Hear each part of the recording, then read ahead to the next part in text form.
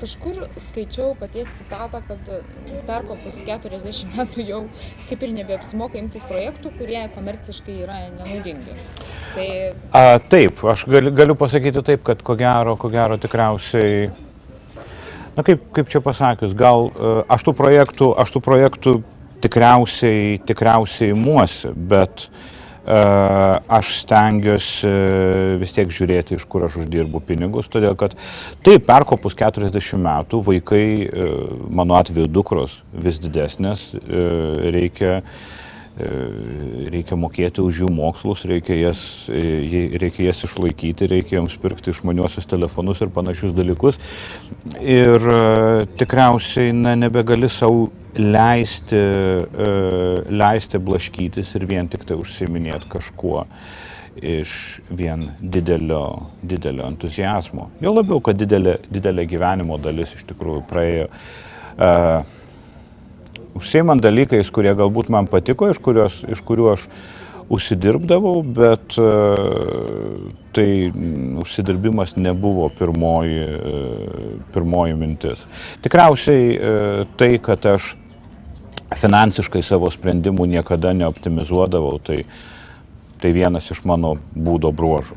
Todėl, kad daugelis galvoja, kad kai aš išvažiavau 95 metais į BBC, aš išvažiavau tenai geresnio gyvenimo. Aš neišvažiavau geresnio gyvenimo, aš išvažiavau į įdomesnį darbą, bet man mokėjo BBC tada mažiau, negu aš uždirbdavau Lietuvoje, nes man kažkaip tai sekėsi Lietuvoje labai daug uždirbinėti tais laikais iš vertimų.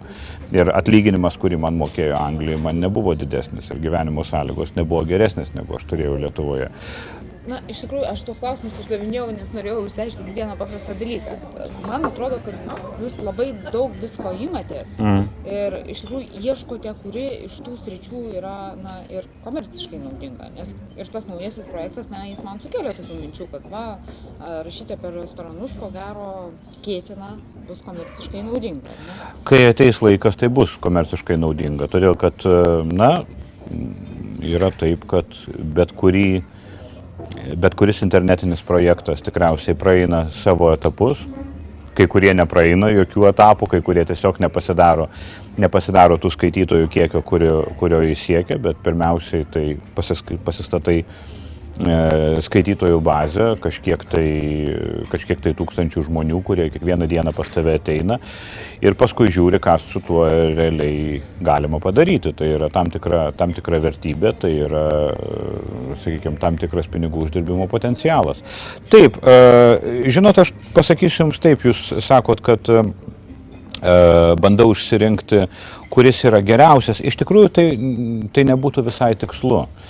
Aš stengiuosi visą laiką turėti taip išsidėliojęs darbus, kad aš ypatingai nebijočiau kurį nors iš jų prarasti. Aš juos visus vertinu, man jie yra, aš ne apie vieną iš dabar daromų darbų nepasakyčiau, kad imkit nereikia. Man čia visai net ir neįdomu. Ne, man jie visi įdomus, man jie visi brangus. Bet aš nedrebu ne prie vieno taip, kaip dreba galbūt žmogus, kuris turi vienintelį pajamų šaltinį. Jeigu jūs pažiūrėsite žmonės Lietuvos, sakykime, pramogų versle arba viešajam gyvenime, kurie yra ne tik sėkmingiausi, bet kurie yra, ko gero, patys ramiausi ir kuriems atrodo linksmiausia gyventi, tai yra tie, kurie turi daugybę visokių projektų ir daugybę visokių sumanimų ir kuriems nėra taip, jų neišgirsi sakant, kad na štai mane išmetė iš tos televizijos, tai kurgi aš dabar eisiu ir ką man dabar reikės daryti. Daugumai jų išėjimas iš vieno darbo yra tik nauja galimybė, kadangi staigiai atsiranda laiko kitiems dalykams, kuriems anksčiau neturėjo laiko.